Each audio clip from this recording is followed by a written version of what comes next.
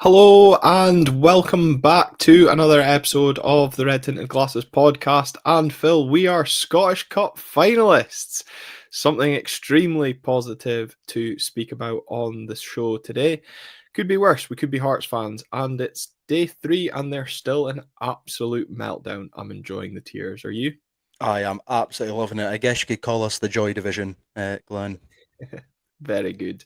Um, to be honest, there's very little in the way of exciting things to talk about from the game itself because it was another poor performance as the Dons struggled to break down 10 men, 9 men.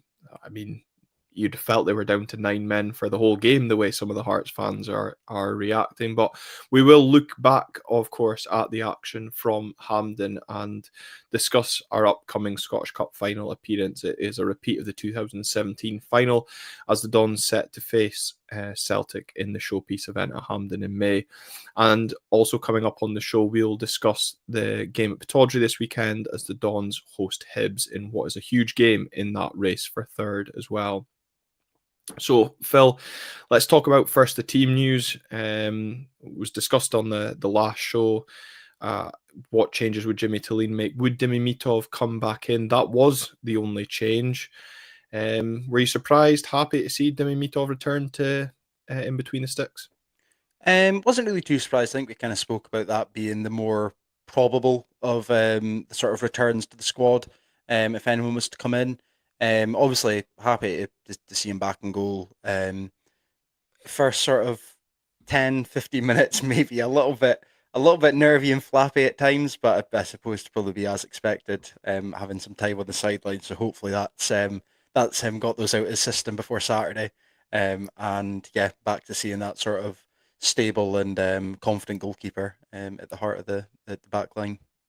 Yeah, we spoke about the confidence and the partnerships that's been built between Canoosters and Dorrington and doing over the recent games and how that might be affected by the change in bringing in Mitov back. But it wasn't the partnership between the centre backs that looked affected. It was the confidence of the goalkeeper himself, as you already have mentioned. A couple of early flaps. There was obviously the shot that went just past the post that half the Hearts end thought had gone in. I think there would have been a handball in the build-up, but I don't know if it was from some of Mitov's shaky exchanges, because I think even the first cross into the box he flapped at. But our opening 15 minutes in general, Aberdeen looked really poor. We couldn't string a pass together, certainly not to a player in granite. And we started most of Hearts' attacks by being very careless in possession. Yeah, it was a strange one. We just seemed to, I say, take a while to grow into the game, but even even as the game went on, we still sort of struggled to break Hmm. Hearts down, despite having the sort of 1 or 2 man advantage at times. But yeah, I don't know if it was a combination of Hearts actually setting up quite well to nullify us. I mean, I thought, that as I think everyone said, Penrice has been the sort of outstanding player for Hearts this season. I think he did a really good job at really nullifying Morris on that right hand side, and I think obviously that was where we were really trying to go down, and I think that really Mhm. sort of hampered our early game plan and forced us into playing it longer. And I think that was exactly what Hearts wanted us to do. So it was a little bit of a frustrating start, but I think it didn't really seep into the players too much. They still stuck at it and tried to get going. Could you understand why sections of the crowd were getting frustrated in that opening 15 minutes with us being unable to string passes together? Oh, absolutely. I mean, it's a big game. It's a season definer, really. And it was one of those things where you just wanted us to go out and really take the game at heart and impose ourselves on it. And I think as well, being, I guess, down in the crowd numbers as well, it just allowed that bigger portion of the Hearts crowd into the game. Not that you could really hear them for the most part down to Mm. Hamden's terrible acoustics. But Yeah. yeah, as much as we all sort of laugh at Hearts, they do have players that can punish you. And I think the longer we kind of let them get their foot on the ball and grow into that game, it felt like it was maybe just going to be one of those afternoons where we just could not get out of our half. At least that's what it felt like first 20 minutes. It certainly felt like it. And, you already highlighted James Penrice versus Shaden Morris. And James Penrice was constantly having the upper hand of that battle in the first half, and really for large periods of the game. We were getting most of our success down the left-hand side, Topi Keskin, again having another excellent game. The thing that kind of concerned me in the opening exchanges is we weren't learning from Hearts' ability to put balls into the box, and I think a lot has to be credited with Hearts' approach to the game. The three strikers up front, caused us problems no end. I mean, Shankland's not the fittest, which obviously we saw later on in the game, but the pace of James Wilson and Ethan Kabangu caused us problems stretching our back four. But no one seemed to close James Penrice, and the balls that he was delivering into the box were dangerous, and obviously that comes back to haunt us later. But I guess the real kind of show of strength from the Aberdeen point of view was we held firm. Canoosters and Dorrington dealt with everything that was coming into the box well. Yes, we had the flappy moments, but most importantly, when the chance came at the other end, okay, the first corner was terrible, but our second corner, Pape gets a free header, and yes, okay, you could say we get lucky with the rebound coming in off Craig Gordon, but I mean, I thought it was quite ironic that the goal came from a set piece, because by and large, the rest of the set pieces at the weekend were generally terrible. Yeah, I mean, I've got to give credit to Leighton Clarkson. It was a superb ball in, and for once on this podcast, I'm going to say I love zonal marking, Glenn, and I'm Yeah. so happy that Hearts decided to line up with that, because it just allowed Pape to just run on an absolute perler of a ball, and just get all the momentum behind it. And yeah, great header. Was a bit nervy when I saw the VAR checks. I couldn't actually quite figure out what it was for. Mhm. So I'm glad that wasn't really pulled back. And yeah, Craig Gordon, who is the sort of the cult hero with an own goal and an assist on the Yeah, day. no, So even you could say better. it's a man of the match performance. Exactly. But yeah, no, it was a wicked ball in, and like you say, it was a bit frustrating. We didn't really do any more on that front, Mhm. in terms of our sort of set piece delivery, because we had a few, especially sort of free kicks, where we could have looked to try and get into the box, because we did seem to have quite a decent few opportunities when Pape and even Nisbet were able to get themselves into the box. What did you make of Pape and Kevin's hold up play in the first half? A little bit frustrating at times. I mean, I thought Pape was the better of the two. Mhm. I think, Kevin, I think with the bigger pitch as well, I feel there was too much space in between our lines at times for him to really be effective. He was forced into basically try to play channel balls, which I don't really think is where he wants to be. Um, Obviously we'll come on to speak about the red card, but I think Pape was great at doing that all first half, knocking the ball into the path of the likes of Morris and Keskinen, because they were tending to be our most advanced players at times when we were sitting under the Mm. cosh. And I do think that was probably one of Pape's better performances again as a target man. I think he's really starting to kind of find his feet in that role a little bit, and especially more that Topi and Shady are getting their opportunity to sort of click with him a little bit. Yeah, I think Graham Gibb highlights the point about the outball that Pape gave us when the short passes were going astray in the first half. He won more than his fair share, considering the number of centre backs Hearts had on the pitch. He goes on to say, and I think that is fair, but I think both of them kind of did struggle at times in that first half. I felt that nothing was really sticking, but going back to that point that Graham made, it at least gave us an outball with Pape, and yeah, he did do his best to either win it or take us up the pitch at times as well.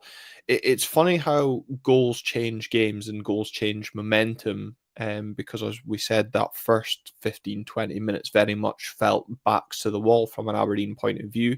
We go 1-0 up, and then it kind of felt like for the next 5-10 minutes, it was a little bit of one-way traffic from an Aberdeen point of view. We had a couple of half chances, nothing clear cut. I think it was quite telling the fact that our first shot on target came in extra time. The probably biggest chance we had was when Shaden Morris ran through. Very honest of him to stay on his feet. Maybe could have gone down. And then probably the only decent thing Cammy Devlin did in the game was get back to make the defensive clearance to deny Pape a second goal. And again, that was a quite a big moment at that point in the game. Yeah, I mean, I think it 2-0 up, you're potentially not seeing the sort of the Hearts red card. I feel like the heads would have gone, and there would have been sort of no desire for them to even feel like they could get back into the game. I think that's just the nature of them this season. And it was a little bit frustrating that we couldn't really create more. Um, like you say, when you get the momentum, especially in a cup semi final, you really need to try and capitalize on it when you've got it, because it's a game where the likes of form, etc., go out the window, and it really is just that 90-minute performance. Um, so it was a little bit annoying that we couldn't really capitalize on it, and it did allow Hearts again to grow back into that game, because as much as many people won't want to hear it, when it was 11 against 11, Hearts really were the better side, unfortunately. And I think that is one of the frustrations we can maybe take away from that game is we did seem to struggle in that first half. Yeah, I was listening to the BBC Scotland podcast this morning on my way to work, kind of just like listening back to kind of the reaction that I'd missed walking back to the car from full time. And it was kind of interesting, William Miller speaking about, the performance wasn't there from an Aberdeen point of view over the course of 90 minutes. But ultimately, as we've said throughout our Scottish Cup previews, because a lot of them came during the poorer spell, it didn't really matter the level of performance as long as we get through. And, Tom English said on his report that we've lived a charmed life in the cup with the cup run that we've had. But ultimately, teams have had opportunities to beat us, but we can only beat what's put in front of us. It's not our fault that Hearts couldn't take advantage of the chances that they were creating. I think they did more with the ball in that first half, but we were more clinical when we had the opportunity come. Okay, albeit it's an own goal, but you could paint the picture that it's our year because the way things are falling into place. But I think, as you said, if it goes 2-0, it's a totally different game. But again, I don't know about you, but watching the highlights back, I didn't quite appreciate just how quickly after that chance that Shayden Morris and Pape kind of created, that it went 1-1 at the game. I thought it was a good 5 minutes after that chance, but I think it's less than two before Lawrence Shankland finds the back of the net. Yeah, and I think, like you say, it is all about just getting through regardless of the performance. I think, conversely, we tend to look at that performance through a sort of attacking lens of what we're creating. I do think that Mhm. we weathered the storm brilliantly for most part. Earlier on in the show, you highlighted Cnoosters and Dorrington. And I think, for the most part, they were absolutely superb at dealing with Mhm. anything that came their way. Um, the equalizer, unfortunately, another player who, for the most part, was superb on Saturday, Graham Shinney, doesn't really cover himself in too much glory. Um, Penrice with a ball in, Shinney just overcommits to it. I know that Cnoosters is kind of caught in a 2v1, but to leave, albeit an unfit Shankland at the back post, it's law of averages. Although he's not been firing this season, he's going to take one, and of course, it was always going to be against us. But I'm glad that was really his Mhm. only contribution, bar shiting it from taking a penalty later on in the game. Yeah. As Paul Donaldson says, really poor goal to concede. Shankland given all the space in the world in our box. Obviously, granted that space, as you've rightly said, by Graham Shinney.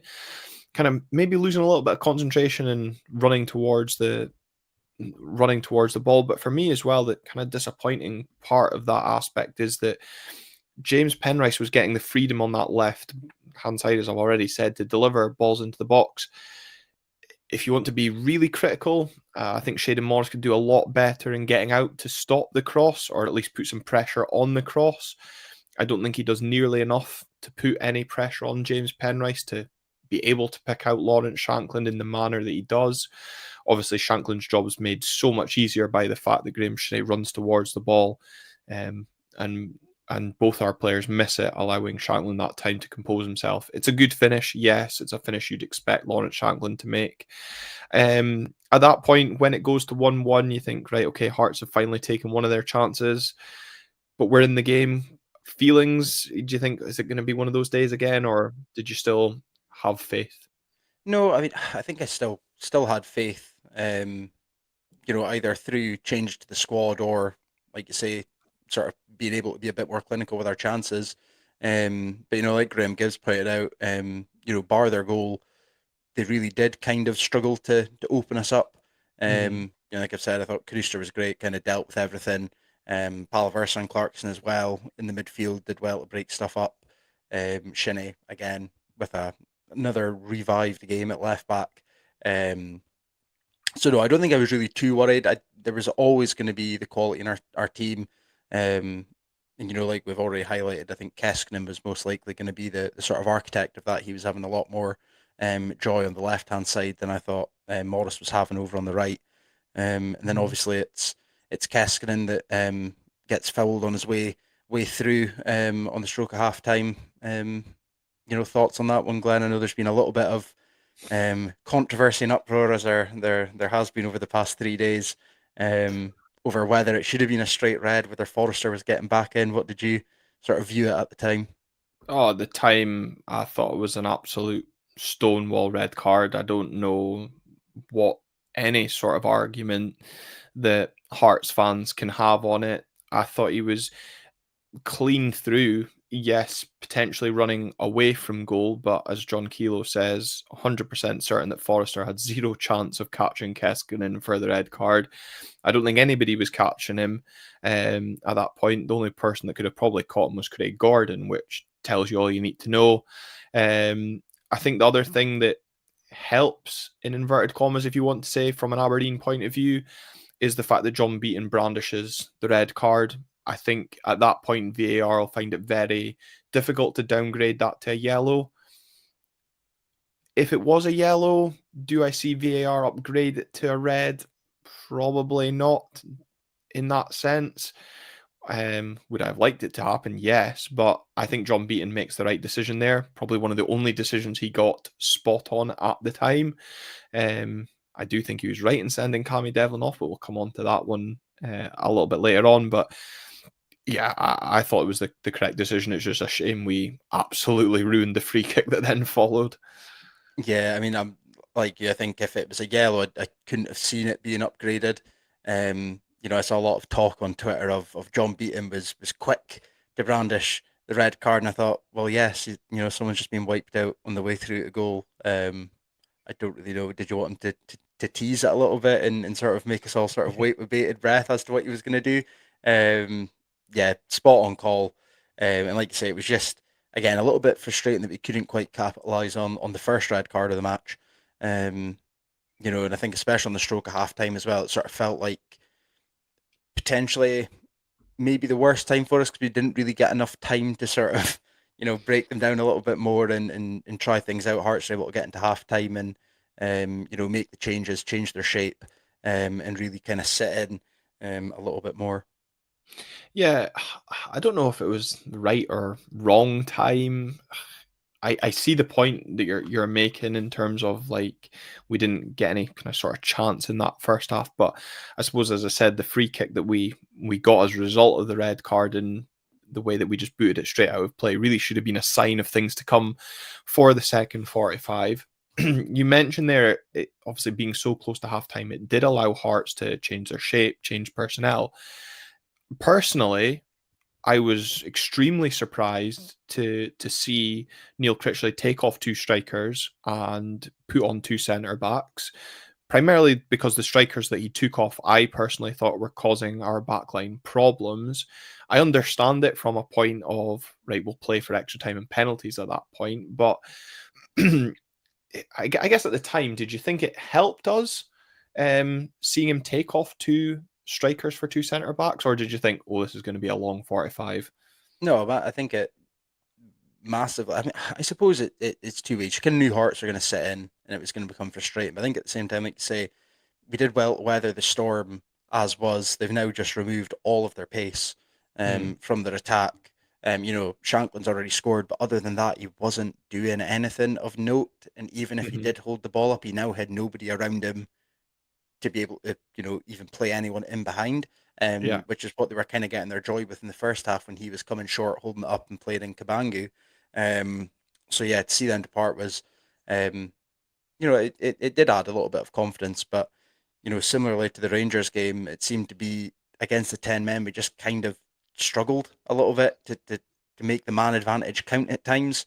Hmm. And I think that partly was to the fact that the two centre halves came on and Hearts really did just kind of go into anti-football mode and just try and shut up shop from half time. Yeah, well, I was gonna say that. Do you think, they might have looked at, our inability to kind of break Rangers down as well or create much in the way that we did against Rangers and think, well, if we can just sit behind the ball for 45 minutes, we can see it to extra time and almost then try and take it into 15-minute segments. And as Neil Critchley said, he felt they deserved to take it to penalties. I'm so glad we didn't have to endure that because I felt if it was going to penalties, it was only going one way and it was not going to be us sitting here talking about us being in a Scottish Cup final. But, play negative football, unfortunately, you get negative results. So I'm glad in that sense we're on the correct outcome. Um, but for me, there is a slight frustration from the performance. Yes, obviously the overriding feeling is joy at being in the final, but frustrating that two weeks in a row we've struggled to break down 10 men and really looked better playing against 11 men. Yeah, it's a strange one. I mean, there were definitely times in that second half where it did feel like we were just trying to pass the ball at the net as we often do. Mm, Um, not enough sort of shots being taken from outside the box, not enough being made of trying to get it wide and into the box where we were sort of finding a little bit of joy at times.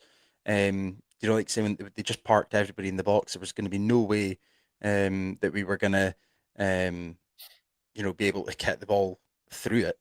And I think, I was kind of surprised Hearts almost didn't start like that. I kind of thought they were maybe going to go a bit narrower to try and kind of shut us out that route.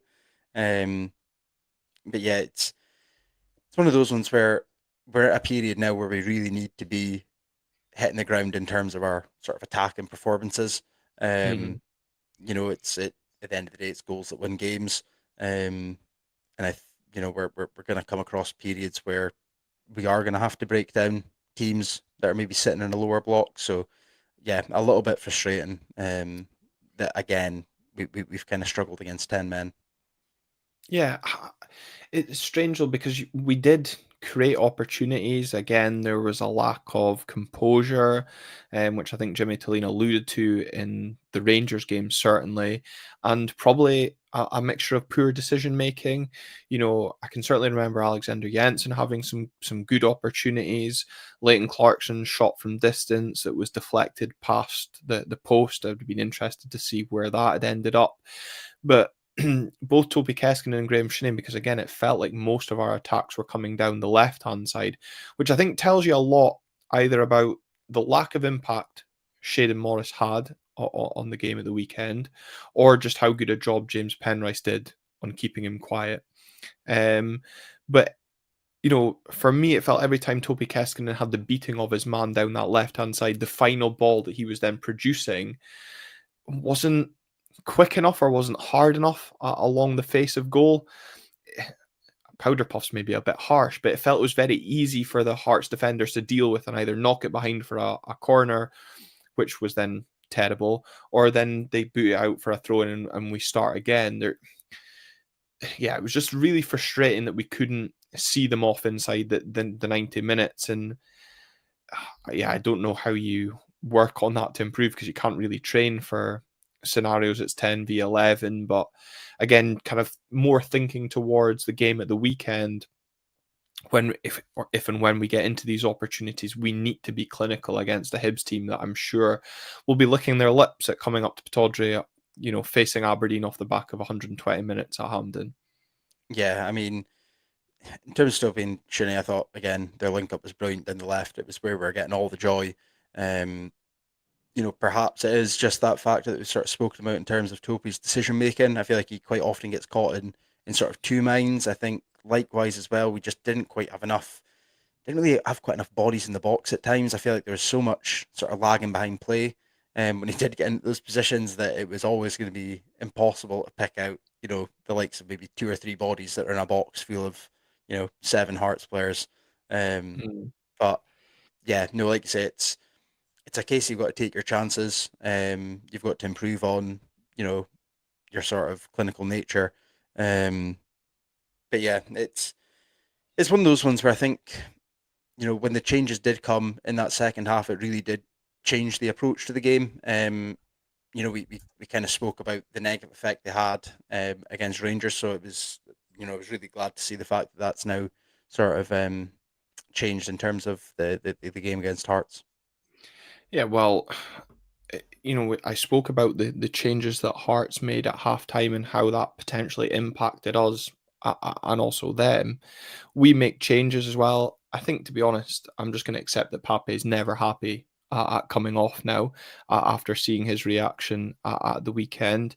Jeppe Ockels comes on as well. We'll speak about his performance. The one substitute that I want to speak about, though, is the introduction of Jamie McGrath. Of course, he was named on the bench, didn't cover that in the team lineup section, in place of Esther Sockler. I'm going to ask you this question, and you didn't put your head above the parapet on social media, but let's see if you do now. What was your thoughts on one, him being named on the bench, and two, him being brought on, but more specifically when he was brought on, the reaction from the crowd? Yeah, I mean, I was kind of surprised to see him included in the squad. I kind of fully expected him to be on Garner's leave um, at this point. Um, but at the same time, we've kind of had a weakened bench, and I don't think anyone can really deny that having Jamie McGrath on it improves it. Um, but yeah, the reaction was a bit mixed. I mean, I've been quite vocal at my disdain of him since the sort of move to Hibs was announced. Um, Probably gave him a boo in my alcohol-induced state. At But I least you're honest cannot. with him if he did. Yeah, yeah. But I can't really fault the professionalism, and I also just can't fault his performance either. He did give us something different, a little bit more quality on the ball. Um, and yeah, to be fair, he came over, celebrated with the team, celebrated with the fans. Um, so I think if he is going to put in performances that improve us, then fair play. Yeah, I have to say I was, like you, surprised to see him listed in the squad. I felt a little bit kind of sorry for Esther Sockler, obviously, after the performance he put in at Hampden last time out. I'm sure it's one that he would have been loved to be a part of. Although, actually, on Esther Sockler, for anyone that follows him on Instagram and will have seen his Instagram story at the weekend, the fact that his leg is in a brace gives me a bit of concern for the weekend. He's got to work on trying to hide that because it goes all the way down to his ankle. So just like the very bottom of his Instagram story, you could see his um, that area in a brace. So hopefully nothing too serious in case we need him for the run in. But I guess we can speak about that on the Hibs game. Um, I didn't boo Jamie McGrath on. I didn't applaud him on either. I was stood next to a guy with the thickest Birmingham accent, and hearing someone with a Birmingham accent speak so passionately about Aberdeen was absolutely throwing me most of the game. But he was pretty frustrated to see Jamie McGrath come on, and it was interesting kind of hearing his first couple of touches get a mixture of boos and applause, and you know he didn't let it affect him. And I think, yeah, he does have ultimately a good game and plays a big part in the winner as well. So fair play to him for blocking out the boos. Um, I don't think he'll play on Saturday though. Yeah, I can't see him being featured against his future employer. Even more so, like say if he gets a penalty and blazes one over the bar that secures, well, Yeah. doesn't secure, but basically puts Hibs in the driving seat for third place. Um, I know that he could maybe shrug off the booze on Saturday, but I think if that was to happen, I'd like to see how fast he can run from an angry mob. Yeah. But on Jamie Joe Anderson saying surely if there was any game that was safe to play a future Hibs signing, it was against Hearts. And I'm sure there was definitely some boos from the Hearts fans when he came on as well. Kaiser saying he won't play against Hibs on Saturday, and Robert saying that Dante Polvara needs more game time. We'll speak about Dante in a minute because obviously he doesn't come on until extra time. I want to come on to Jeppe Ockels purely based on your tweet that I picked up. You calling him a game changer? Go on then. You can justify that. He's a lovely, lovely man, is Jeppe. And I will say he's very much in the Kevin Nisbet ilk, in my opinion. He's a player that's obviously came in lacking game time in a, well, maybe less so in terms of Nisbet, but in a new environment, under playing with new teammates. Admittedly, still not really convinced he's a winger. I do think more centrally he'd maybe be quite good, but I don't think what can be denied is, you know, he has that instinct, that sort of mentality where no matter how many times he runs at someone, even if he gets the ball taken off him, he'll do it again. Doesn't let his head drop. I think we saw that against Hearts. Admittedly, I was kind of a bit gutted to see Topi going off. Like I say, I felt like the left hand side was where we were having our sort of joy. So potentially having fresher legs up against Penrice might have caused some problems, but he's just continued the good work Topi's doing, taking his man on, getting the ball into the box. And I think he's improving game on game. I don't think it'll be long until we're really seeing the sort of best of him. I know the jury's still out as to whether we would pay to keep him permanently. Obviously, I don't quite know what the fee might be that we would have to pay. But yeah, I like Ockles, and I know that I'm probably in the minority on that, but I really like him. I think he's a really, really silky footballer. And I think we'll be seeing goals and assists from him. Not long down the line. Yeah, I mean, you've also got to remember it was his shot that kind of starts the chain of events that leads to Cammy Devlin's second yellow card. Look, I'm not saying he wasn't a game changer at the weekend. I just thought I was doing a lot of heavy lifting. But at least I know which player you'll be pestering in 10 days' time at Player of the Year. But I was going to say, I can't really speak after sitting on Dante's lap last year. Yeah, I was going to say, yeah, if you ever listen to RTG, I'll be fining you at P&J on the 1st of May. But admittedly, maybe game changer was strong, Glenn. I think I'd had double-digit figures of beers at that point. Okay, let a man enjoy the moment. Okay, I think overall though, I think you do make a good point, and I know there was a couple of people replying to our conversation in defence of Jeppe, as you said, along the Kevin Nisbet ilk in terms of a player that hasn't featured a lot recently is getting back up to speed, and once he probably gets to full speed, unfortunately for him, the season's probably going to come to a close too soon for us to see that. We would hopefully then benefit from. He is getting close to that first Don's goal. I'm sure there'll be nobody happier than yourself if that comes this weekend. My only gripe about him compared to Topi is his persistence to try and cut inside rather than take it to the byline. It looks like he prefers his right foot as well, which again, obviously when you're down playing on the left, forces you to cut inside. So I think for me, that was why I was getting more frustrated on Saturday with him, and I felt when I saw game changers, I was like, I'm not putting him in the same bracket as Dante Polvara as a game changer. But the 90 minutes come and go. We don't find the breakthrough. Really frustrating, in my opinion, that we couldn't see them off in 90 minutes. How nervous were you then going into extra time? Did you think, are we really going to throw this away? I mean, I maybe wasn't so nervous about extra time as a whole. I think it was more the nerves of it potentially running into to penalties.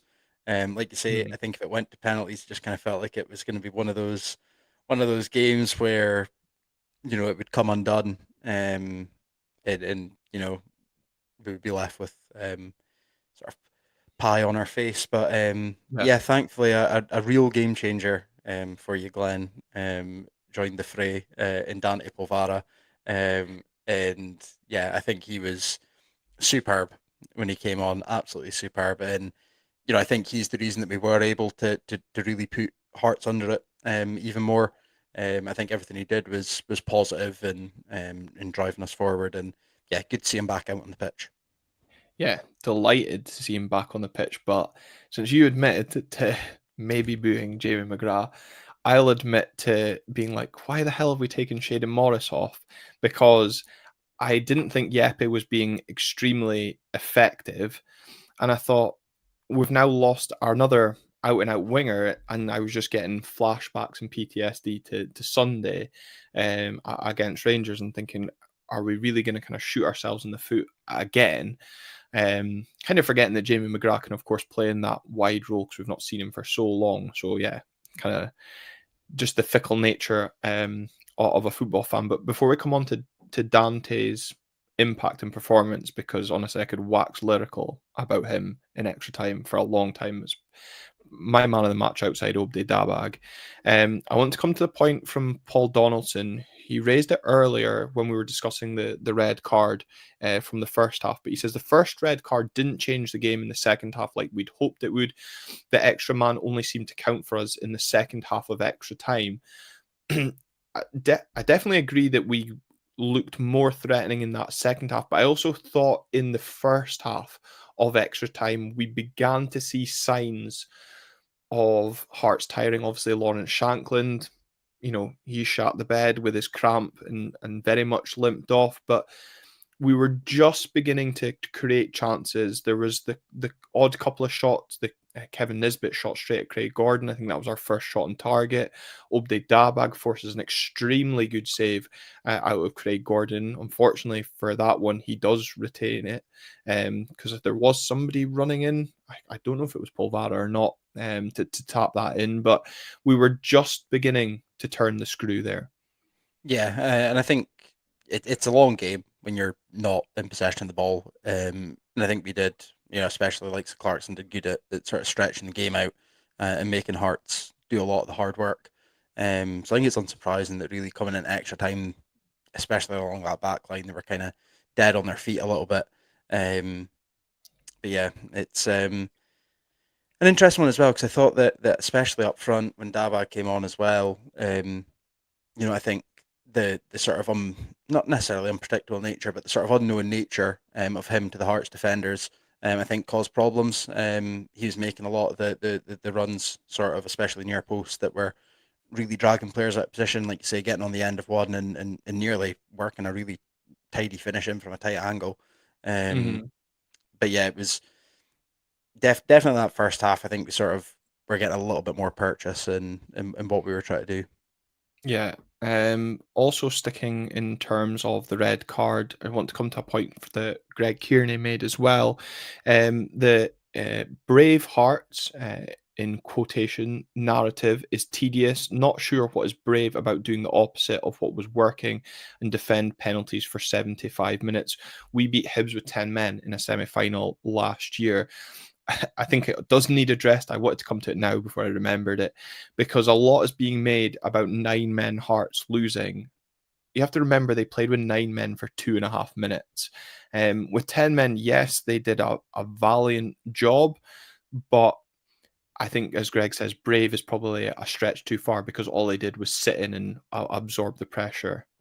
Yeah, and I mean, John Beaton sent off Jack McKenzie against Hibs, and we just went up the other end of the park and scored like a real big team does. None of this tin pot, sit in and release, statements and tweets for 3 days nonsense.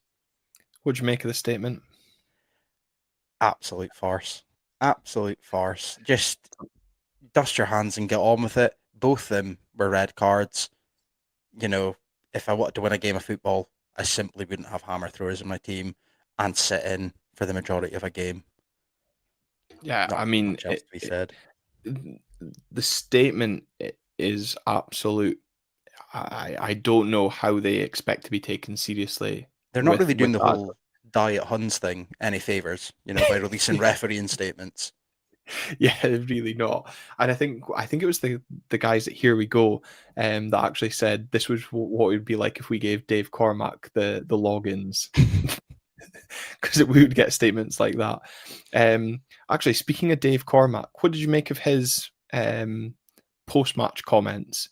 bringing Is up the fact that if it was honestly, I am never believing that Dave Cormack is teetotal. By the way, never ever after hearing that interview. he's unbelievable, and I think the best thing is it's just rattled all the right people. He and I mean he makes up, and people aren't actually picking up the point. He's not saying let's go play it at the fucking Balmoor Stadium, right? He's saying if the game was at the similar capacity stadium with Peterhead, people from the Central Belt would have the issue. But yeah, absolutely loved it. Yeah, much like you, I think whether he's on the sauce or off the sauce, or whether he's just fueled by a Rowie-induced insomnia, um, absolutely brilliant from him. Oh, honestly, as you said, he's rattled all the right folk with his comment about playing the game in Peterhead. And I love how we've managed to wind up so many people within Scottish football just because we didn't sell out our allocation. I forgot attendances win football matches, but as we proved this weekend, it doesn't. And as the photo that we put on our Twitter page on Saturday night, as brilliantly sent to me by James Duncan, I'll give him the credit for that. It doesn't matter how many people are there at the start of the game; it's who's left standing, and it was Aberdeen that were left standing. And look, there is a Hearts fan in the comments, and he's defending himself well, but I have, of course, starred this because I do enjoy a salty tear of a Hearts fan. He said, cheating beaten gave you the game, big trouble coming your way, a thrashing against Celtic and Hibs finishing third. I mean, at least we've got the opportunity to finish third. You've only got the opportunity to finish seventh. But I think it's a very... I mean, maybe Andrew wrote the Hearts statement because I don't think cheating beaten gave us the game. How Cammy Devlin lasted as long as he did before seeing red is just about unbelievable. I felt every 50-50 was going Hearts' way. Oh, it was just, and I think the whole thing around the Devlin red card just makes me laugh.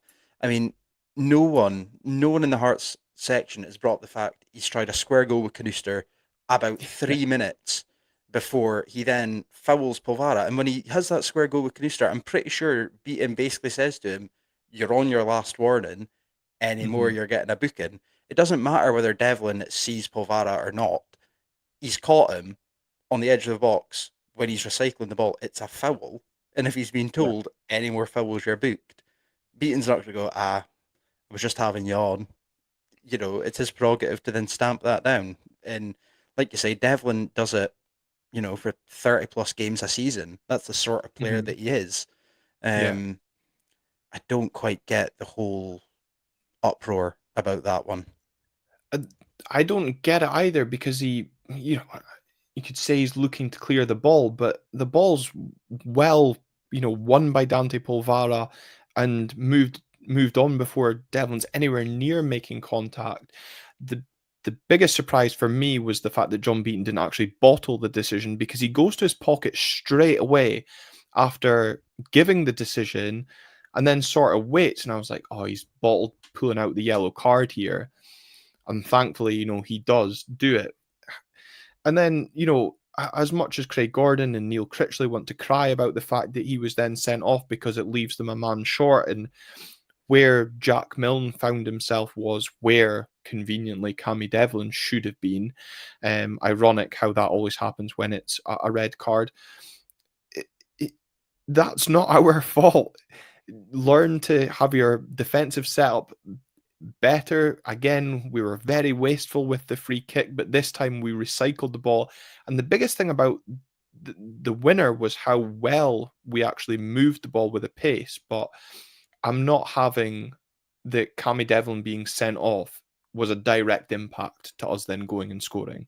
No, I mean, you saw it the week before against Rangers with Palaversa on a booking who's slow at the best of times, let alone when he's done an hour of running in the midfield, let Mm-hmm. alone doing 100 and whatever, 117 minutes of running for Cammy Devlin. And it's, um, Critchley should have just taken him off at that point, when he was on a booking. He was Exactly. walking a tightrope anyway.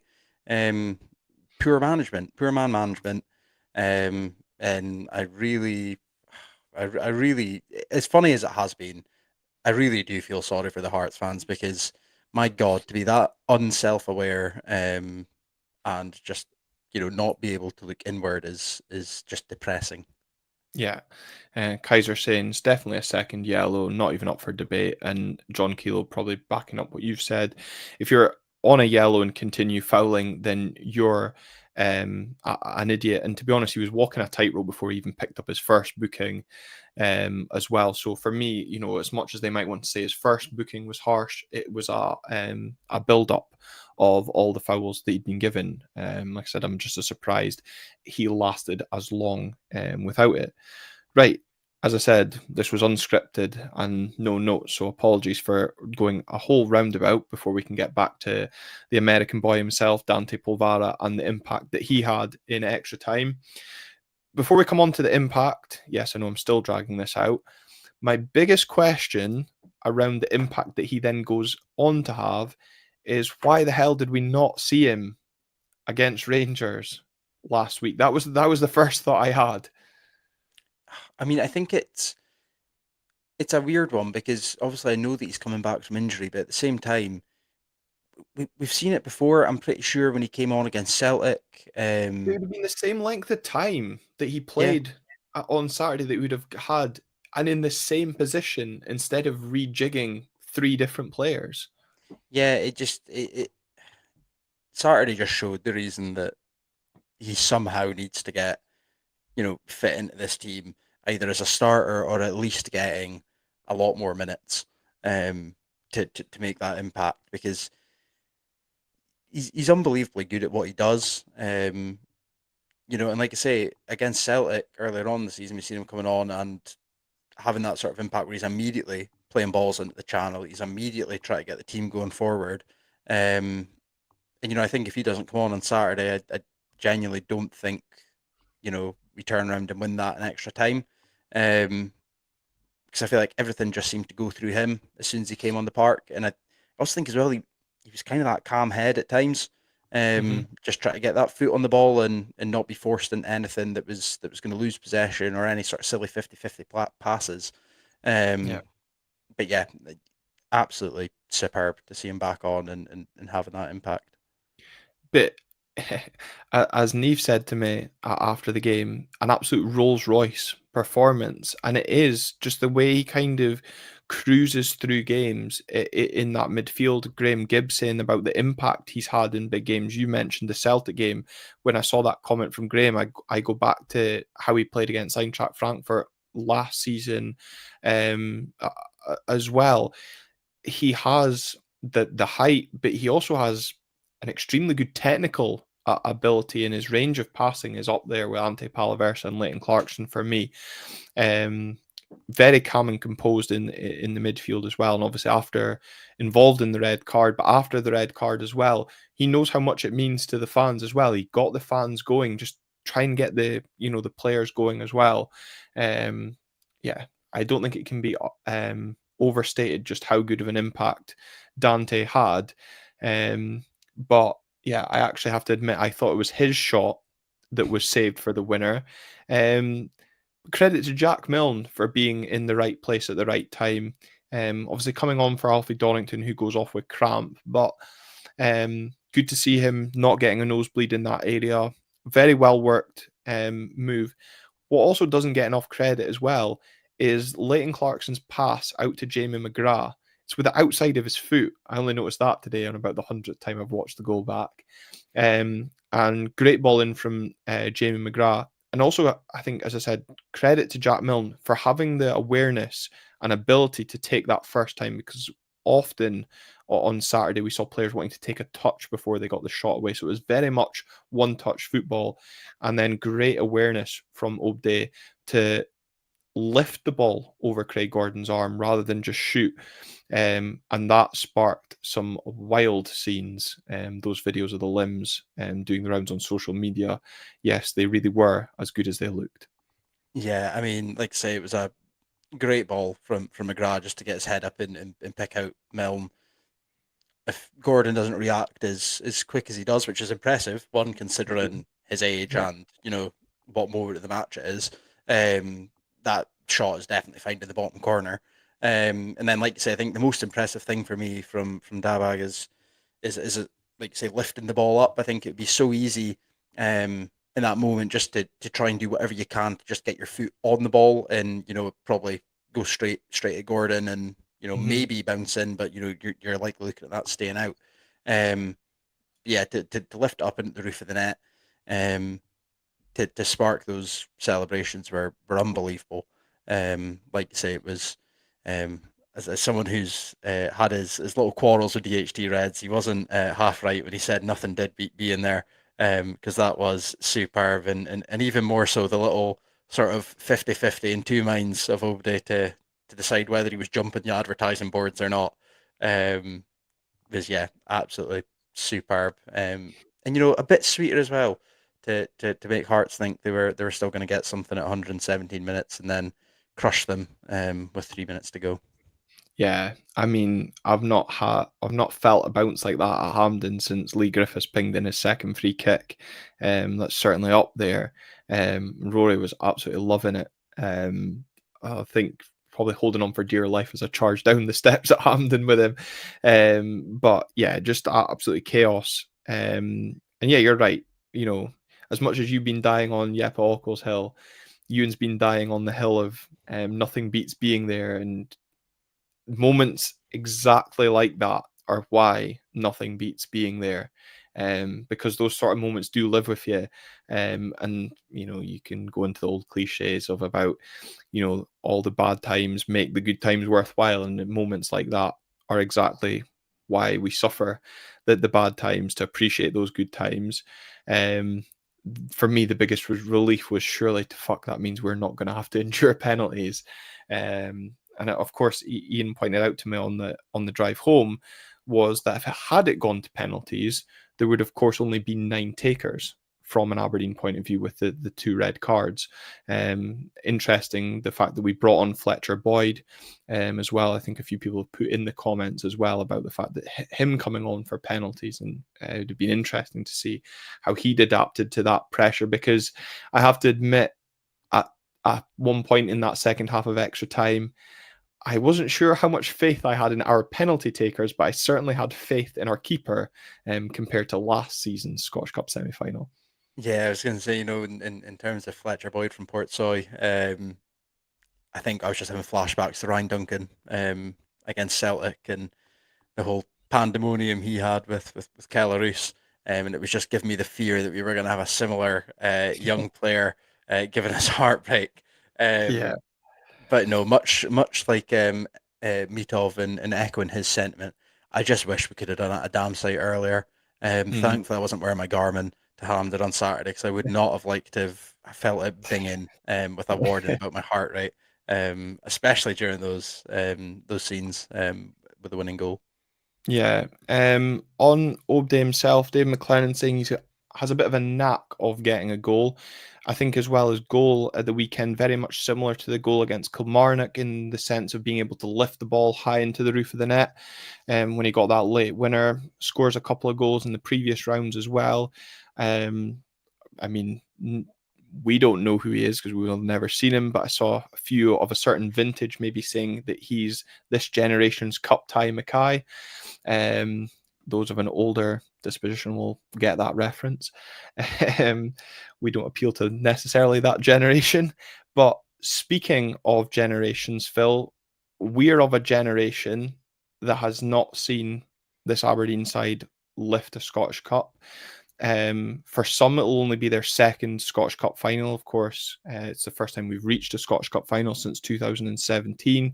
A repeat of that final it will be. How much does getting to that Scottish Cup final mean, not just to our generation, but this fan base as a whole that is dying to see us lift that trophy for the first time since 1990? Yeah, I mean it's massive. I mean, like you say, I mean there's a slight disparity in age even just between us, let alone between the pair of us and those that saw Yeah. the likes of the 70s and 80s. So yeah, I mean it's massive, even just on terms of this season, in terms of where people are going to assess the sort of progress that Jimmy's made with the squad. Um, it's huge. I mean, thanks for bringing up the 2017 Scottish Cup final, because yeah, I think that was um, something I was trying to block out from my memory to be quite honest with you. But yeah, it's huge. I mean, it'll be one again where we're probably going into it with low confidence, just as the nature of the fixture will be. But no, law of averages, we're going to have to do it at some point. And I think the likely nature is if you're going to win the Scottish Cup, you're going to have to beat Celtic. Mm-hmm. I think that's something that I just feel kind of got get instilled in the squad, that there shouldn't really be that fear. It's going to have to be done at some point. So why not be the ones that do it? Yeah, I'm glad both Colin and Dave McLennan are of that generation to get the Cup Tie Mackay reference. To be fair, the 2017 Cup final is going to be mentioned a lot. As much as we want to block out from memory, it will be mentioned between now and the Cup final in May. It also really got to me that it was one of the first things that the BBC showed in their coverage of the weekend. When I stuck on the highlights, I was like, for fuck's sake, why is this being shown? John Keelo's been to 3 finals and seen 3 wins, so you better be at Hampden in May. If not, I'll just buy a ticket.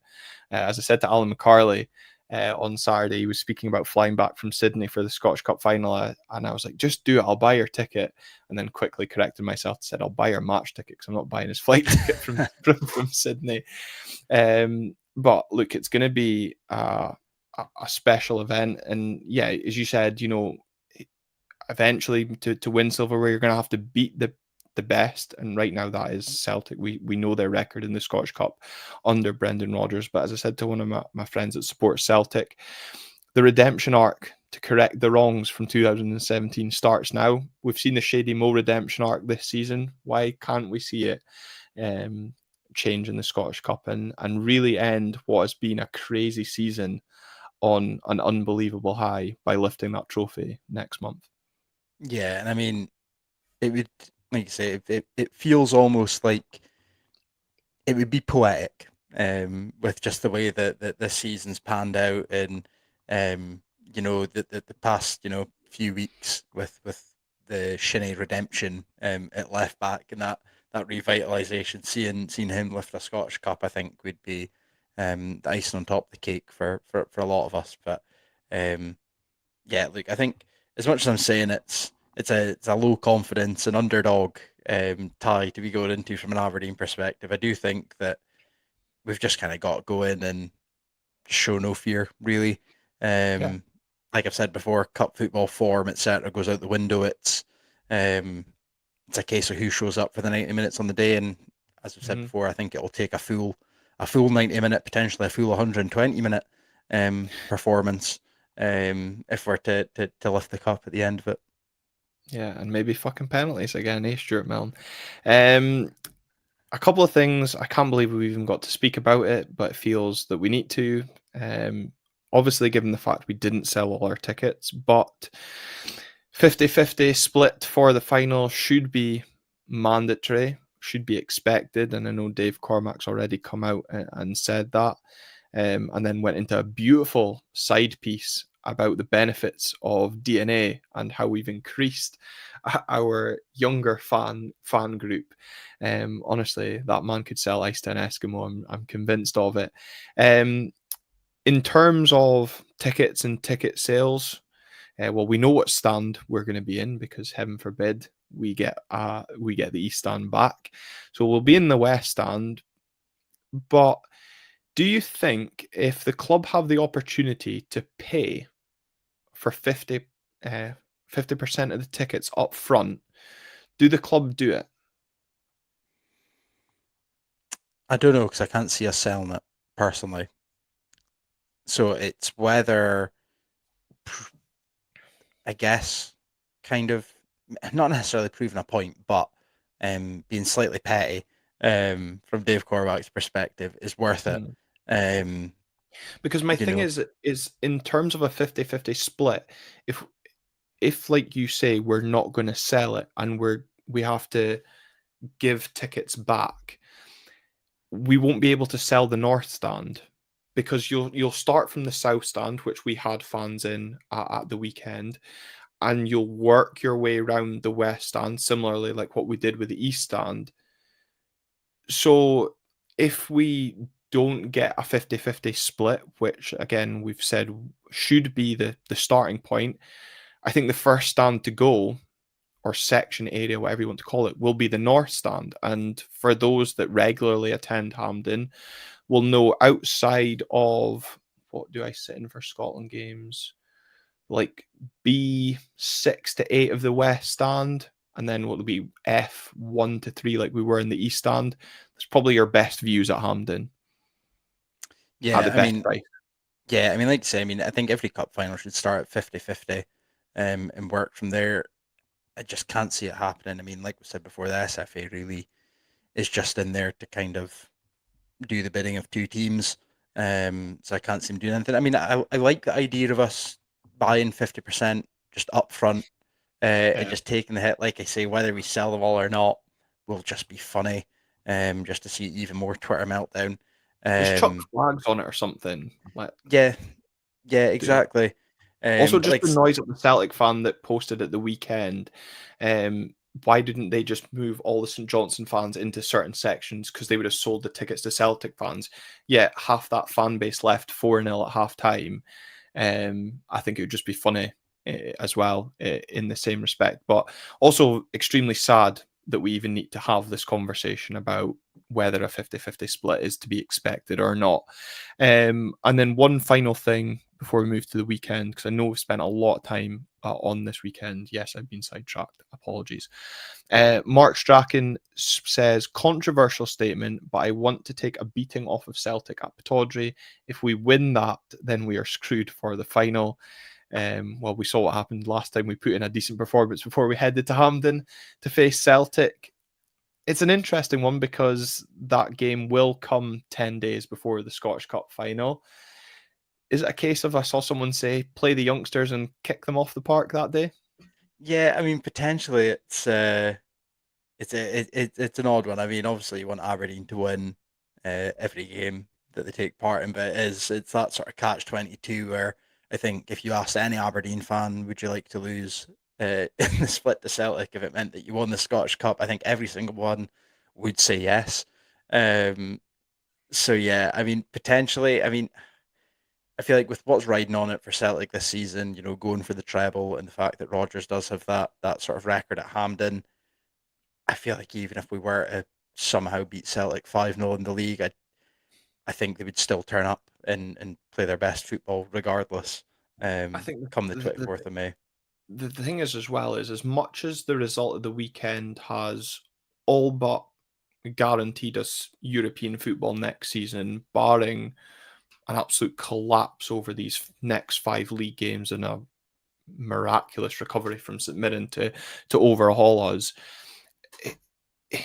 Ultimately, if we finish third, one way or another, we're guaranteed group stage football. Win the Scottish Cup, lose it. We've got, so that Celtic game could still have a lot riding on it in terms of our league position. So I don't see us chucking the game. Not that I'm suggesting that's what Mark meant, and I don't think that's how Jimmy Talleen approaches it.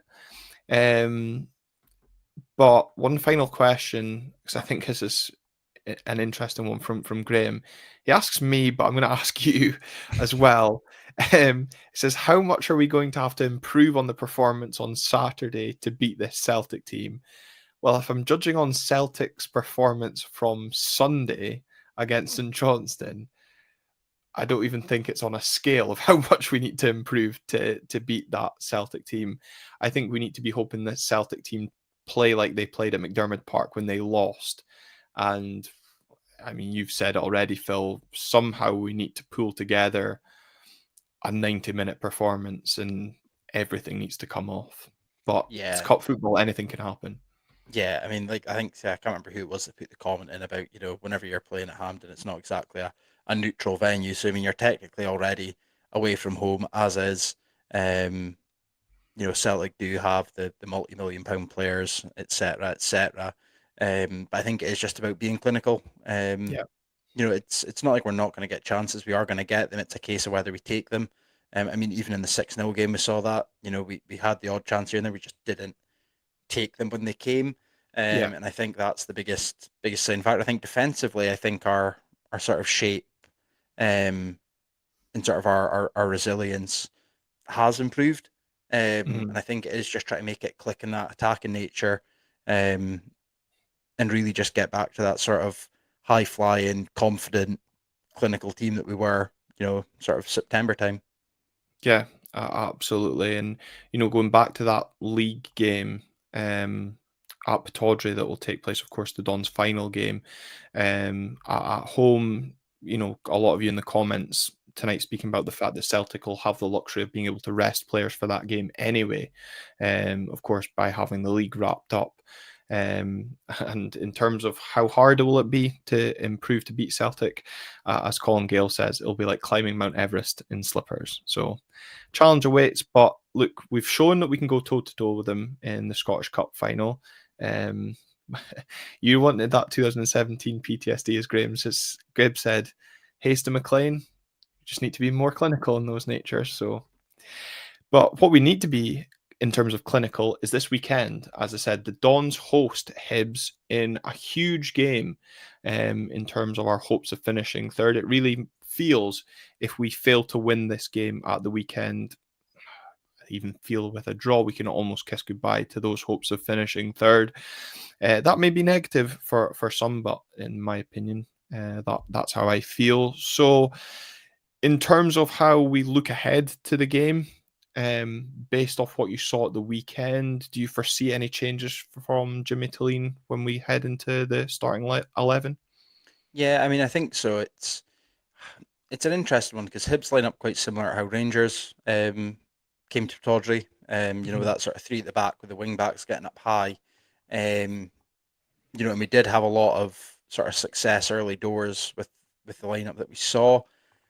Going off the back of the Hearts game, Nicky Cadden's kind of been, again, much like Penrice, one of the standout players down here in Edinburgh. So potentially, Ockles and Keskinen being the starting wingers, and having Morris's pace coming in later on in the game. Potentially maybe Nisbet coming out for Dabbagh maybe to sort of reward his goal and sort of see what he can do from the start again. I think, but conversely, I think we need to try and get that consistent team set down. I kind of said last week that the effectively the team that started against Hearts was our sort of best on paper at the moment, and Mhm. I do kind of still agree with that. Obviously, a point was made earlier about Dante potentially being in the 10. That's another change that I could maybe see coming in for Nisbet and having Pape as the sort of the target centre forward perhaps, and having Polvara just in behind him. So I think it'll be interesting. I know that obviously Hibs as well, sort of missing Newell and Ewan, so it kind of changes how they've been lining up. Yeah, I think you could argue making some changes based on the fact that we played the 120 minutes. I think Dorrington coming off, that would be one concern. But by all accounts, he was going around Union Square at night having a meal. So I think it was just cramp. I'm sure Jimmy Tillene will be able to tell us more. Obviously, the one player that doesn't look like they'll be fit for the weekend will be Esther Sokler, as I said, based on his Instagram story at the weekend. If Dorrington wasn't okay, you do obviously have Jack Milne as an option who looked impressive, although I'm sure Christers Tobers will be knocking on the door asking for minutes as well. Up front, it's interesting because I actually think Kevin Nisbet works better with Oday Dabbagh than he does Pape, despite how well we've looked with Pape and Kevin Nisbet starting. I think, in terms of you saying rewarding Obday's performance with a start, you could also argue that Dante deserves a reward of a start based on his performance as well.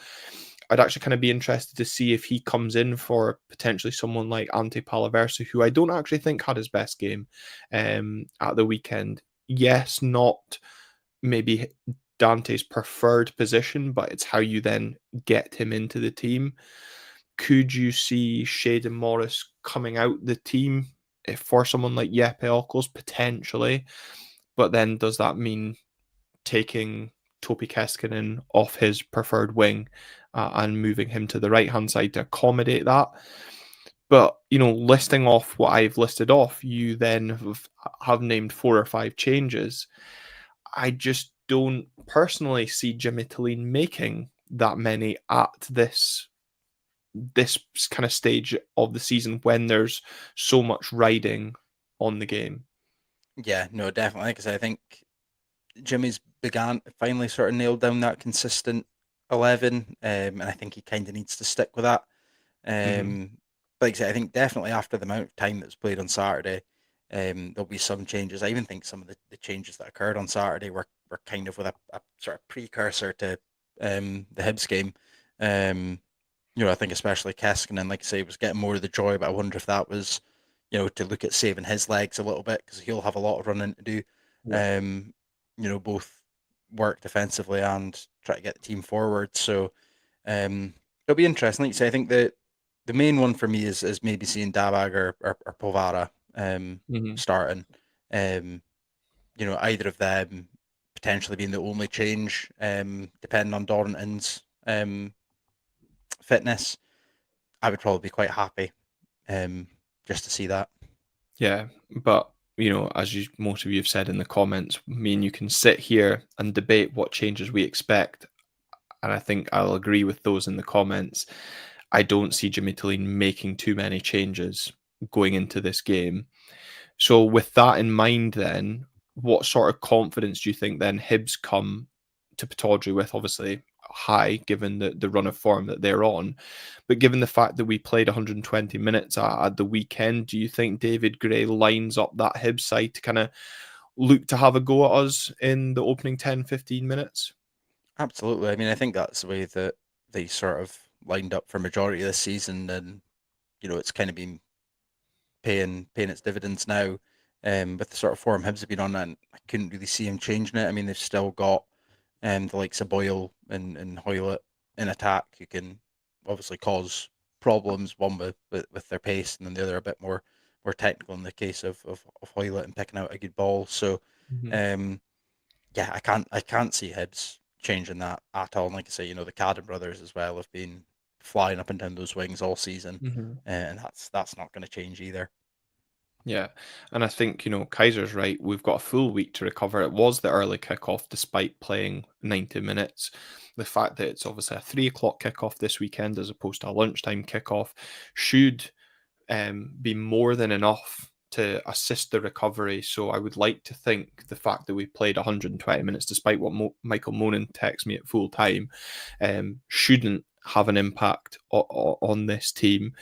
Um, a lot has been made from the players and the management about the connection they've got with the support just now and how much we've stuck by this team at this moment in time. How important is that connection and the fans going to be this weekend? More so with the fact, of course, Hibs having that reduced allocation, which we spoke about on last week's show.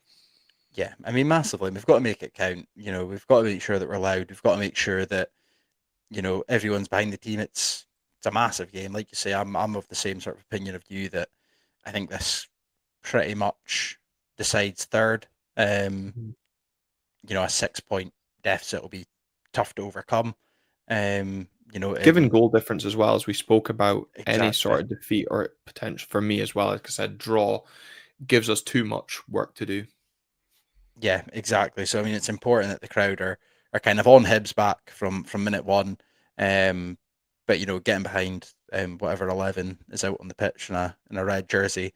Um, yeah, I mean, you were there, so you know what the full time scenes were like at Hampden. I think it to me it kind of felt like we were back in the early days of the Mhm. Jimmy era, and it was that sort of feel good factor, and and I'm hoping that kind of puts the wind in our sails a little bit coming into this game, despite it being, um, despite the magnitude and the sort of the high stakes of it all.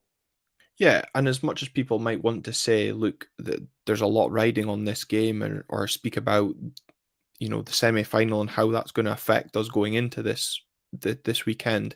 What you also could argue is we've got a Scottish Cup final to look forward to. There's only 11 places in that starting 11 come the Scottish Cup final, and most of that squad is going to be wanting to try and claim that starting jersey. We've spoken about what changes could be made. Every one of those players starting the game is going to be wanting to put a shift in to show why they should be starting that cup final. So you could actually argue it benefits us in that sense as well. Yeah, massively. I mean, there's competition for places, not just for that. I mean, there's competition for contracts. You know, a lot of players are maybe out of deals within the next year or two, and you know they'll be wanting to get themselves into Jimmy's plans, not only for the final but for the season coming up, um, to try and play their way into new deals or moves elsewhere. So, you know, this is the sort of time to kind of stake your claim. I mean, we saw it obviously under leaving, you know, a few players coming in and sort of making their mark before going into the new season. So I think it is important that from the stands to the pitch, everybody's entirely up for it for the full 90. Yeah, exactly. And I think that's a good point as well, because again, going back to the early part of this season when Jimmy Tilleen spoke about the hunger for those coming off the bench to want to take the jersey off those that had started, this is exactly what we now need to see, because we've got one cup final to look forward to, but it feels like we've got 5 cup finals coming up before the real big cup final. Yeah, massively. I mean, every game from, you know, Hampden at the weekend right the way up to the 24th of May is it's a huge game. Each and every one of them really are season definers. Um, so it's vitally important that we're at it, you know, for the full 90 for the next 6 games. You know, anything short of that, I think the players will have done themselves a disservice. They'll have done us a disservice. So I think it's massively important. Yeah, and I'm sure Jimmy Tilleen will be hammering home the words of Phil Mayer there to the players just to reiterate how important it is. And also, I think it'd be, well, not just good for us for the podcast as well, but the fact you're going to have 1,400 fans turning up. I say fans, maybe not all fans because there'll be business people as well, but largely fans turning up to the P&J on the Thursday after the game. It'd be good to give us a victory ahead of Player of the Year as well. But as Graham Gibb said, hopefully he said it must sell out this weekend. If you're an Aberdeen fan, you have to be there. So if you can get a ticket and get along to Pittodrie this weekend, do so. I'm sure the team will really appreciate the support. And we saw what a difference being behind the team made. Didn't matter really the numbers, but still getting behind that team can make. So let's hope this weekend we can keep those hopes of finishing third well and truly alive and keep the positivity levels up on this podcast as well. But from myself and Phil, it's a late one tonight. A lot to talk about, but it's been a good one as well.